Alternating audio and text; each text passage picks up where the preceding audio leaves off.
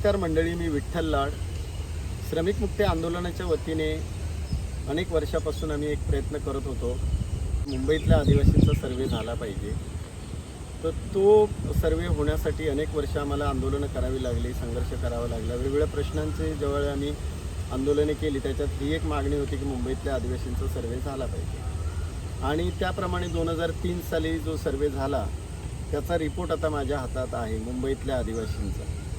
आणि हा सर्वे अहवाल सांगतो की 222 आदिवासी गावं मुंबई शहरामध्ये आहेत. या 222 आदिवासी गावांमध्ये अरे जे लोक आहेत वेगवेगळे त्यांच्या गावठाणांमध्ये. तर आज मी एका आमच्या कार्यकर्त्यांच्या शेतातच इथे उभा आहे. या गावाचा आहे नवापाडा. तर हा सर्वे जसा झाला त्या काळामध्ये तसंच आता बरेच वर्षामध्ये लोटलेले आहेत. 2003 साली हा सर्वे झाला होता. हा सर्वे अहवाल प्रकाशित व्हावा म्हणून पण आम्हाला आंदोलनं करावी लागली. तर आता आम्ही 21 मार्च 2025ला एक मोर्चा काढला होता आझाद मैदानात आपल्या उन्हाळी अधिवेशनाच्या काळामध्ये. आणि त्यावेळी आम्ही आमच्या शिष्टमंडळाला माननीय आदिवासी मंत्री उईके साहेब भेटले आणि त्यांनी आम्हाला आश्वासन दिलं. आमच्या वेगवेगळ्या मागण्यांवर चर्चा झाली. तर त्याच्यात एक मुद्दा होता की मुंबईतल्या आदिवासींचा परत एकदा नव्यानं सर्वे व्हायला हवा.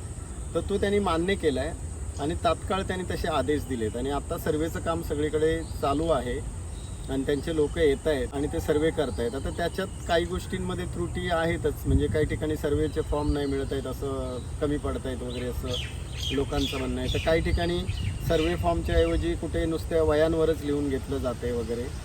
तर असं काही होत असेल तर तुम्ही तात्काळ प्रकल्प अधिकाऱ्यांना कळवा किंवा मग तुम्ही हे संघटनेला कळवा किंवा मग आदिवासी संशोधन आणि प्रशिक्षण संस्था पुणे ज्यांच्याकडे ही सर्वेची जबाबदारी आहे त्यांना आपल्याला कळवावं लागेल. कारण हा सर्वे अतिशय जबाबदारीनं आणि नीट व्हावा यासाठी आपल्या कष्टकरी शेतकरी संघटना, श्रमिक मुक्ती आंदोलन, महाराष्ट्र आदिवासी मंच आणि जाग फाउंडेशन या सगळ्यांनी ही जबाबदारी घेऊन आपण ते नीट व्हावा यासाठी प्रयत्न करतोय. आपले कार्यकर्ते, पदाधिकारी, संघटनेचे स्वयंसेवक सगळेच जण या कामामध्ये जबाबदारीनं काम करत आहेत. तर आज हा जो जसा रिपोर्ट 2003 साल झालेला सर्वेचा माझ्या हातात आहे, तसंच 2025चा हा सर्वे आपल्याला व्यवस्थित पार पाडून त्याचाही असा एक अहवाल तयार होऊन त्या अहवालामध्ये आदिवासींचे जे काही वेगवेगळ्या आत्ताच्या घडीला प्रश्न आहेत ते सोडवण्यासाठी त्या अहवालाची आपल्याला कशी मदत होऊ शकते तर ते आपल्याला बघायचं आहे. हा अहवाल आता जो होणारा सर्वे आहे तो सर्वे होणं आपल्यासाठी खूप महत्त्वाचं आहे. कारण त्या सर्वेतून आपल्याला दिसून येईल की आजची आपली परिस्थिती काय आहे आणि त्यातून मग शासनासमोर आपल्याला काही मुद्द्यांवर बोलता येईल. जसे आपले जुने काही प्रश्न आहेत तर ते सोडवण्यासाठी.